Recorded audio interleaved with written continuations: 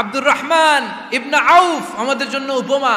যারা ব্যবসা করেন তারা বিষ্ণু ঈসা ইসলামের সুন্নাহ পালন করছেন। আত-তাজির আস-সাদুক আল-আমিন, বিষ্ণুই বললেন সত্যবাদী আমানতদার ব্যবসায়ী, যে ব্যবসা করতে যে মিথ্যা কথা বলে না। অনেক ব্যবসায়ীরা আছে পণ্য চালানোর জন্য মিথ্যা কথা বলে আর কসম কাটে, আছে না নাই? আহা, এমনটা করা যাবে? সকালবেলা স্ত্রীরে বলে এই গরুগুলা বিক্রি করবো, তুই একটা দাম কত কমো?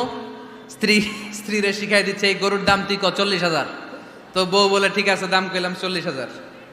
তো এরপরে বাজারে যখন গরু বিক্রি করতে যায়, একজন যখন বলে যে ভাই এটা 30,000 টাকা দিয়ে কিনবো, কয় ভাই আল্লাহর কসম সকালে একজন 40,000 দাম কইছে, আমি দেই নাই। আছে না নাই? কৌশল করে, বউরে শিখাইছে সকালে, কই তুই দাম কর 40,000। তো বাজারে যে কই সকালে একজন দাম করছে, দাম করে কইছে 40,000 দেই নাই, আপনারা 30,000 কেমনে দেই? এরকম ডাকাইতে আছে না নাই? আলহামদুলিল্লাহ লক্ষ্মীপুরে এরকম লোকজন নাই। আরে নাই, আমি কই নাই, এরা কই আছে। লক্ষ্মীপুরের মানুষ খুব ধার্মিক, আমি জানি। লক্ষ্মীপুর, নোয়াখালী, ফেনী এই বেল্টের লোকজন খুব আল্লাহওয়ালা। এদের মধ্যে আল্লাহওয়ালার সংখ্যা বেশি, এখানে আলেম ওলামা বেশি, এখানে মসজিদ মাদ্রাসা বেশি। এই জন্য এই জেলাগুলোতে আল্লাহর রহমতও বেশি। আল্লাহ তুমি এই জেলার ছেলেপেলেদেরকে, এই জেলার লোকদেরকে তুমি কবুল করো, মা বোনদেরকে তুমি কবুল করো।